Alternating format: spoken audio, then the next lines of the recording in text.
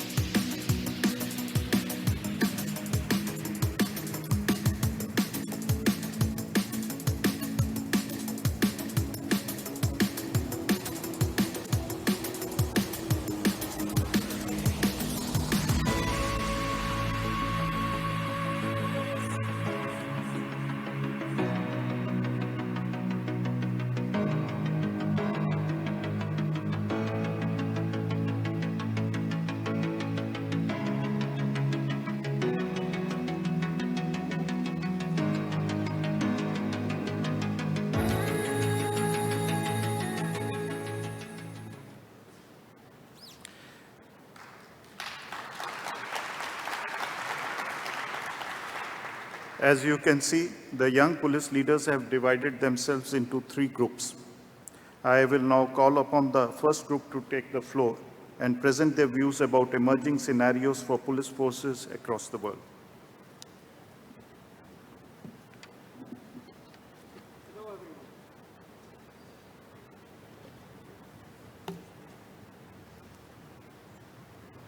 Hello everyone.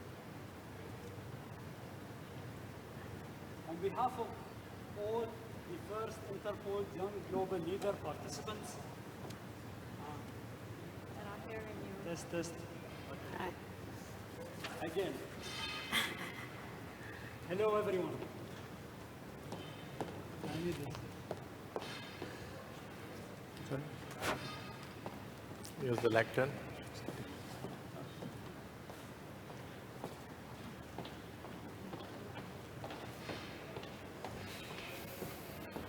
Not functioning.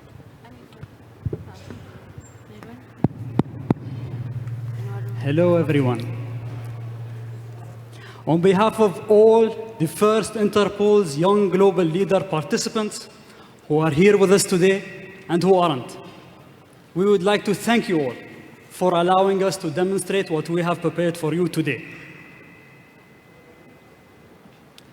We will share 2 criminal scenarios with you, and I want you to notice the difference in both. Now, this is the first scenario.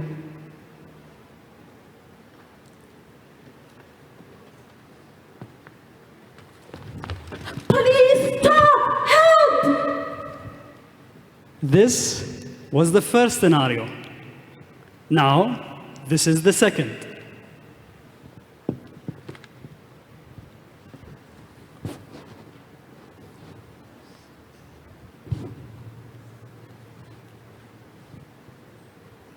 Hello?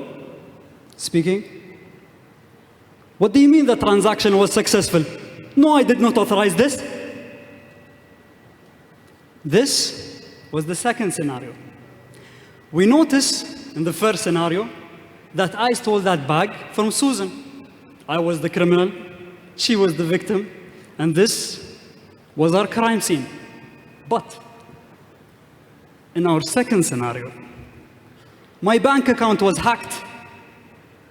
Susan was the criminal in her country, and I was the victim in mine. But this time, where is the crime scene? Both scenarios are simplistic in nature, but in real life, my colleagues, you will agree that cybercrime is more complex and in the future will become much more complex for us to attribute and detect these crimes. Cybercrimes limit policing because of laws that govern individual countries. Certain acts might be legal in some countries, whereas illegal in others. If I was a criminal, I'd take advantage of that and go to those countries. We're not asking Interpol to do everything for us. No. At the end of the day, this is our home and our country. But we're suggesting that countries work together more effectively while respecting each other's authority. We always talk about being proactive rather than reactive. This is our chance before more countries become victims of such organized crime. Cybercrime is of international concerns to most of us here today. But what are we doing wrong and what do we need to do? Let me ask you, my colleagues. Can we serve and protect from our jurisdiction? If your answer is no, we can just let go and let the criminals take over the world, but we can't allow that. Susan, what do you think of the local scale? On a local scale, we are proposing to institutionalize cybersecurity. We want cybersecurity to be common knowledge for our most vulnerable in society.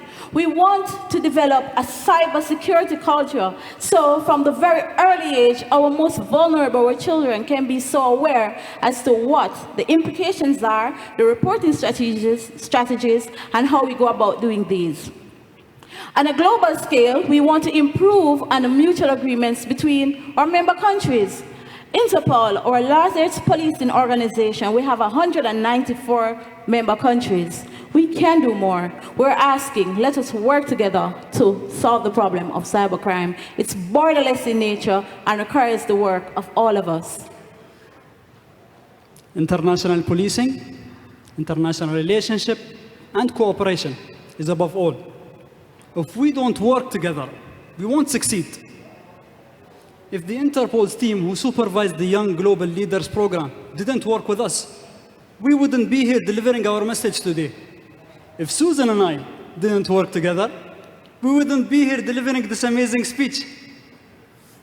At the end of the day, alone, we are weak. But together, we are strong.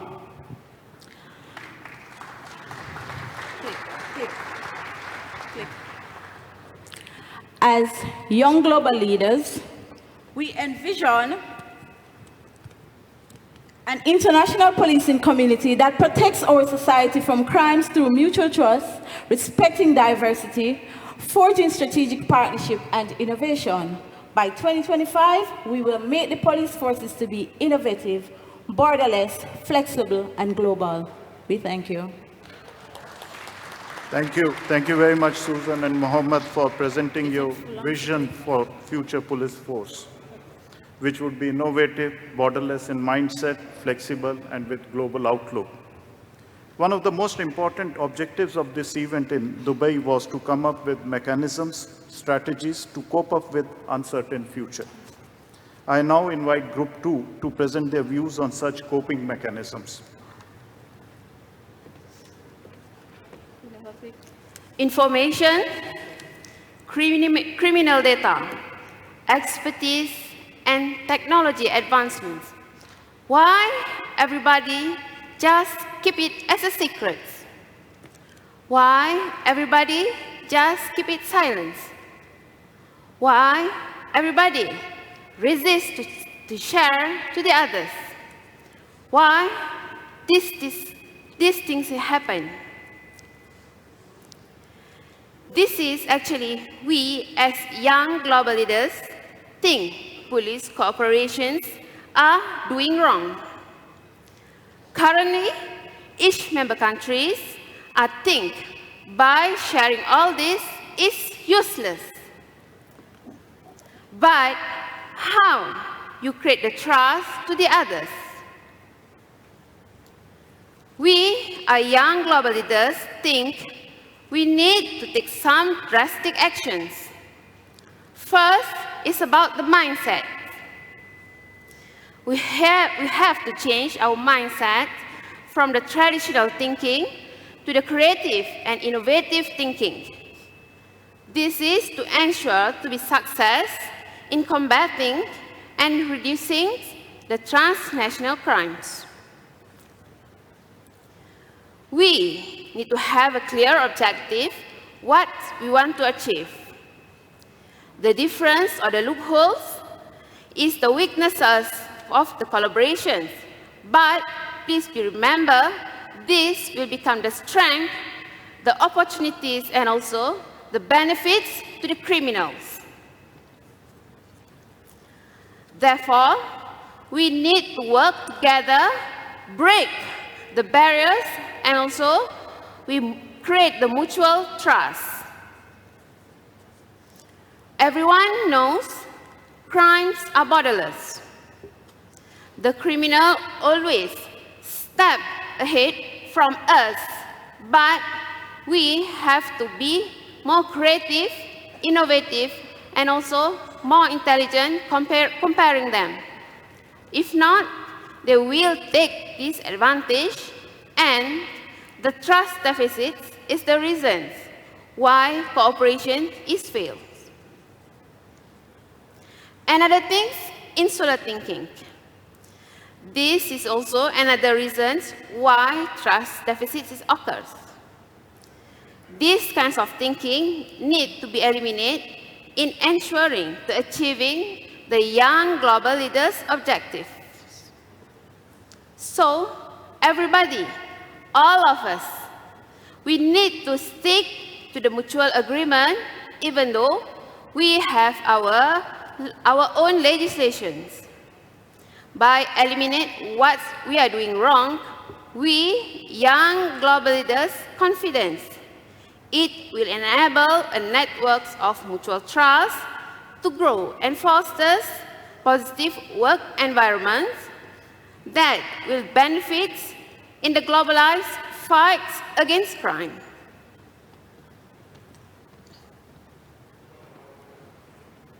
In order to meet the challenges of tomorrow, we must make sure that our organizations invest heavily in our most important asset, our people. During the INTERPOL Young Global Leaders program, the participants had an opportunity to conduct an exercise in horizon scanning. The exercise required us to think about the world and how it will look in the future in relation to policing. We had to assess whether or not we are in a position to meet the challenges that we will face. The horizon scanning highlighted very common themes amongst the 27 countries that participated. One theme in particular that struck a chord with the group was the concern that we, as police agencies, are not yet ready to combat the technological and criminal evolution of the future. Please take a look at the slide that is on the screens. You will notice here that there are some hypothetical advances in technology listed. Some of these may be humorous to you, such as the idea of there being robotic politicians in the future. Some of these may not seem realistic at all, such as the idea of space elevators.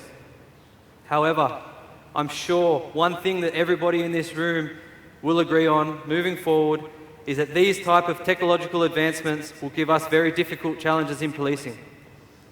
For example, with space tourism arriving in the not-so-distant future, who is going to investigate and prosecute the crimes that are occurring out of space?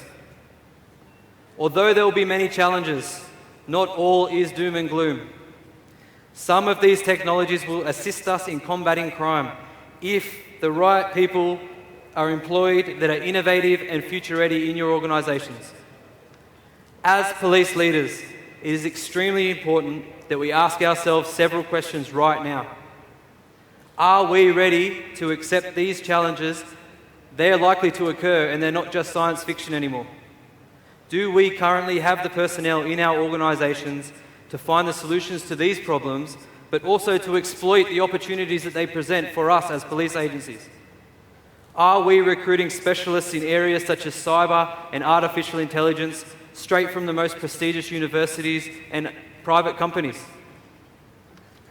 The common answer from your young police leaders up here today is a very strong no.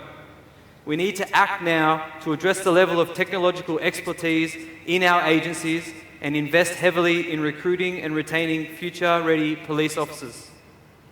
By increasing the skill level and the diversity within our police agencies, we are significantly enhancing our capabilities. We need to stay one step ahead of the criminals that are aiming to harm our citizens, and we can only do this if we employ the right people moving forward.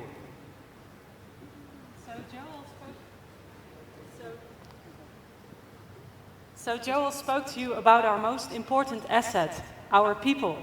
And I want to speak to you about leadership. So let me ask you a question first.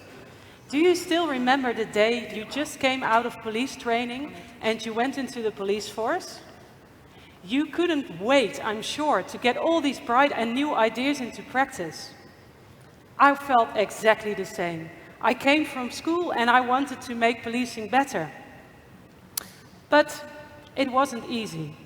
My colleagues told me, we don't understand your ideas. You need to learn more about the job first. You don't grasp policing yet, and your ideas are naive. And yes, I have to be honest, some of them were very naive. But before disregarding them so quickly, we might have had a look together to see what ideas would work. We, as young police global leaders, feel that the new generation police officers should get more of a voice all over the world. They have a fresh perspective on policing and they possess fresh knowledge. Our generation has grown up in this digitalized and globalized world, and we know how to meet the challenges of tomorrow. We would like to suggest to you to make partnerships between a young police leader and more experienced police leader. This way, the more experienced leader can transfer their knowledge to the young police leader, and once they retire, all their valuable knowledge is not lost. But they can also mentor the young police leader in their first steps of being a police leader. And at the same time, this experienced police leader can learn from the new police officers. I am currently myself in such an amazing partnership, and I cannot begin to tell you how much I profit of this. He mentors me, and he prevents me from making the same mistakes he has made so often. At the same time, he told me that again, after 40 years of service, he's learning from me. He's learning a more laid-back approach on leadership, and we leave our police officers to do what needs to be done. Also, I can show him a little bit about innovation and a new way of policing. The final huge benefit of making these partnerships is that it inspires other young police officers too. They now see it can be done, it can be achieved, and it inspires them to work harder. So, I've got a very important question for you. How many of you are actually mentoring a young police officer right now? And how many of you are mentees and still willing to learn? We would like to challenge you. When you get back home, please go and find a young police officer that needs your guidance. And don't forget, let them mentor you in return. Because in the end, we all have the same goal. We want a better police and we want our civilians to be safe. We as young police leaders believe the only way we can do this is to work together as generations to make the police a safer place. Thank you. Thank you. Thank you very much, Anita, Joel, and Carlin, for bringing out often neglected but very important factors: trust, talent, mentoring, reverse mentoring, and leadership. Group 3 will now present their views about the coping mechanisms for the future using futuristic technologies and processes. All the speakers today morning and my friends on the podium have spoken much about how rapid technological changes are transforming our world like never before. These changes are impacting every domain of human activity, every sphere of human endeavor. Policing cannot remain immune and indifferent to the rapid technological changes which are happening all over the world. The world today is described as a world which is volatile, a world which is uncertain, a world filled with ambiguities and complexities.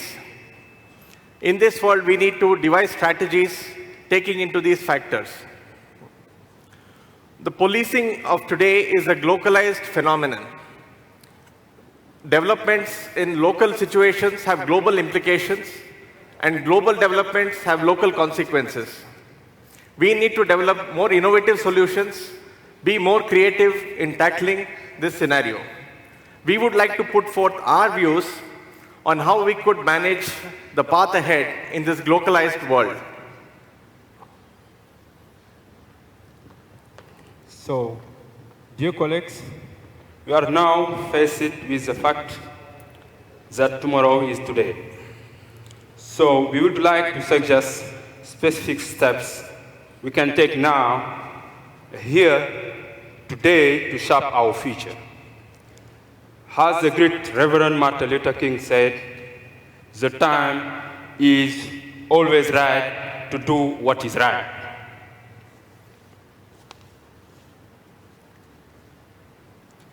Global stress requires to be proactive and not just reactive. We need to move from joint investigation to coordinated prevention teams. The nodal officers from each country need to work together to share information, intelligence, and exchange expertise to effectively tackle these challenges. We can all learn a lot from each other. The young leaders are calling for setting up a platform for innovation sharing. One idea from each of us make it 194 great ideas. Co-development of technology is one area where there is tremendous scope for international collaboration. We are urging Interpol to develop a platform where interested countries can come together and work on technologies and capabilities which they are interested in. They can invest resources, their talents, and come up with capabilities which can be used commonly by those countries. The police of today need to have capabilities as per the technology scenario. We are having situations where we need to protect our citizens from drone-related threats.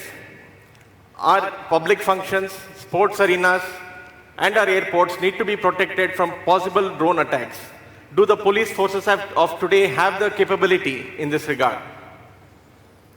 There is increasing threat of use of 3D printed weapons, which can easily pass through our scanning devices. We need capabilities to detect such weapons, and co-development is an option where many countries can collaborate together and come up with new ideas. Another important area which we need to focus on is on the technology companies. There's a lot that can be done in improving the dialogue and communication between law enforcement agencies and the technology companies. There is not much doubt that the technology behemoths like Facebook, WhatsApp, Google, they are driving all the innovation today. The law enforcement agencies, through a global agency like the Interpol, needs to have a dialogue and convey our concerns relating to security to these technology companies. We need to tell them that they are stakeholders and partners in securing our communities. There is tremendous scope for improving the collaboration with these companies, especially in solving technology-related crimes. All of you represent the top echelons of police leadership in your own countries, and you can do a lot to support technology innovations, many of which Interpol is doing, like iCore, like EMLAT systems. And your views and thoughts on this is very impactful and meaningful. In addition to what my colleagues have said, I would like to mention that Young Global Police Leaders program gave a very appropriate platform for young police officers from different countries to interact, share their ideas, and to come up with solutions. We are calling on the police chiefs to invest in training their young leaders, give them exposure of international cooperation, and groom them to be future ready. To conclude, you represent of police decision making across the world. Your decisions shape our future. As Mahatma Gandhi said, you must be the change you wish to see in the world?